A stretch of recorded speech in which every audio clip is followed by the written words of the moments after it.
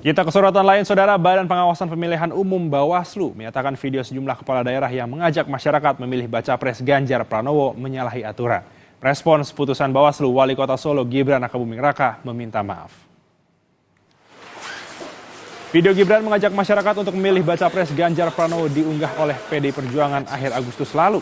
Bawaslu menilai video tersebut melanggar Undang-Undang Pemilu karena mencuri start kampanye.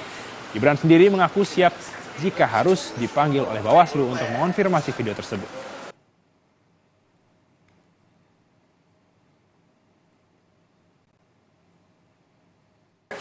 Segala konsekuensinya, sanksi atau hukuman kami mengikuti dari Bawaslu saja. Dan untuk kedepannya ini menjadi pelajaran bagi saya. Saya mohon maaf atas kesalahan saya. Ada mungkin sudah kontak komunikasi dengan Bawaslu? Belum. Tapi saya yakin pasti dalam waktu dekat pesan-pesan tadi pasti langsung disampaikan ke saya ya. Infonya kan diserahkan ke Kemendagri juga, Mas. Oh ya, saya tunggu aja ya surat-suratnya.